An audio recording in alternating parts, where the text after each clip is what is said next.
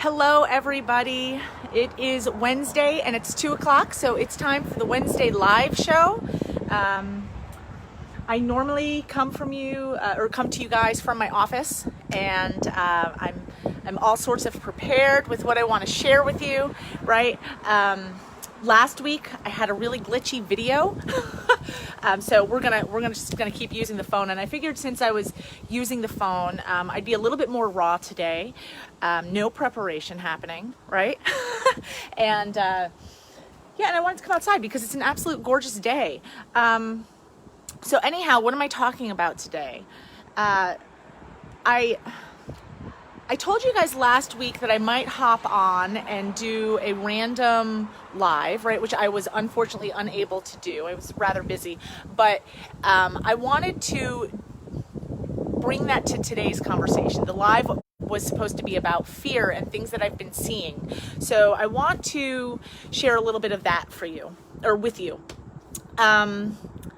So I've had a couple of people come up to me recently, and say, I don't know what's going on. My anxiety is really high.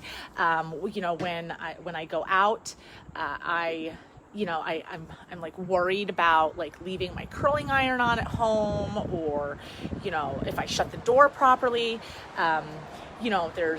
There's anxiety around driving. There's, just fear that, like, they're just feeling fear and anxiety all over the place. And it's not just one person that came up to me and said this. There's been a few people, and I really started to think about it. And, I always say thoughts equal emotions, right? Which equal our action. So I started thinking about the feeling of fear, right? And what causes that. And then I thought about everything that's going on in the world right now, right?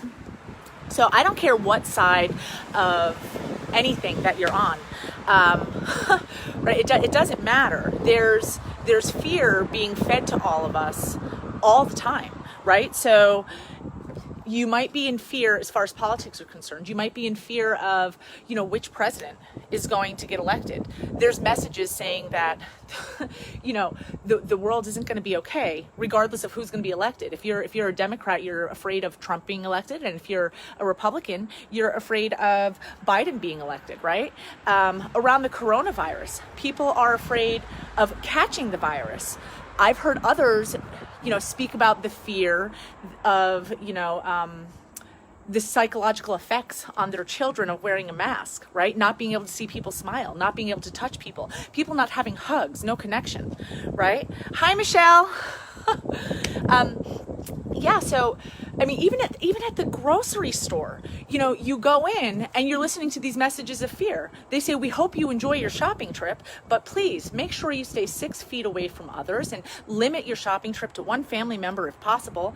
And while these are precautions that may or may not need to be in place, regardless of that, the thing is that it doesn't matter what side you're on. There's messages of fear constantly being pumped to us, and when we're constantly listening to this, it's going to show up in our further thoughts, in our further actions.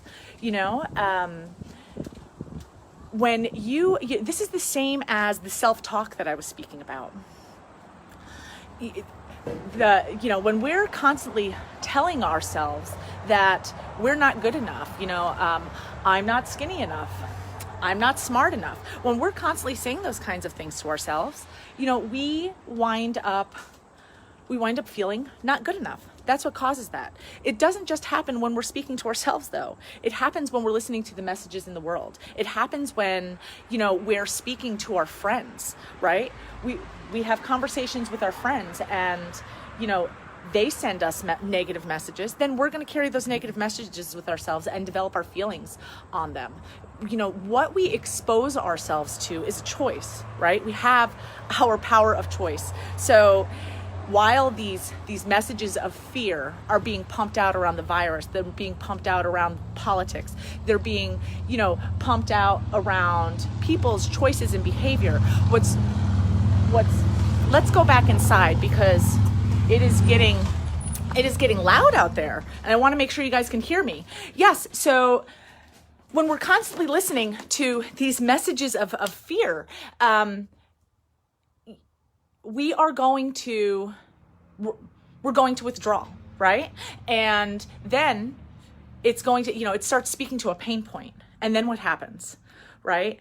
We see somebody press up against that pain point. We now have some sort of value around this, right? Because if this happens, I'm going to be in pain. I'm going to suffer. I'll catch the virus. I will, my child will be subjected to the psychological effects. Like I said, it doesn't matter what side you're on, right? You now have a pain point around that. And when you see somebody pressing up against that pain point, what happens? We're cruel. We go into a place of confrontation, right? So we're seeing all of this confrontation. We're seeing all of this arguing. We're seeing cruelty, and all of these things that are, in our interaction and communication with each other, especially on social media, right? We're seeing all of these things because of all of these fear messages that we're constantly listening to, right? So I wanted to get on here, and I started to talk about the power of choice before it got loud out there, but I wanted to speak about that because the power of choice, because we do get to choose what we expose ourselves to, right? So if I'm watching the news and watching all of the horrible stuff that happens in the world, I worked at a newspaper once, and I stopped reading it after a while because constantly reading all of the negativity, all of the horrible things that happen in this world, right? I would go home and I would worry. It caused me to worry. So I stopped reading it. It wasn't that I was choosing to be ignorant. It was that I didn't want to walk around worrying because I knew how draining it was. I knew that it kept me from showing up at my best to everything else that I was doing, right? And it's the same with all of this, right? So if I go onto social media and that's all I'm seeing, maybe I need to limit my time on social media. Maybe I need to watch, a news broadcast every 3 or 4 days instead of every night, right? Maybe if I'm getting messages from my circle of friends, I need to not hang out with my circle of friends. We get to choose what we surround ourselves with. And if we decide to replace those messages of fear, the consistent messages of fear, with messages of positivity, of encouragement, of confidence, of, faith that things will be okay, I'm going to feel a little bit better. I'm going to have a little bit less anxiety. I'm going to feel a little bit less stress. All right. So I wanted to visit all of those things, and I hope I didn't jump all over the place too much. And I also hope that it wasn't way too loud outside for you. That you were able to hear me. But yes, I wanted to put those thoughts out around fear and, what you can do right now to limit the anxiety and fear that we're all feeling, we're all experiencing. You get to choose. All right. So you guys have a great Wednesday, and I will see you next week. All right. Bye-bye.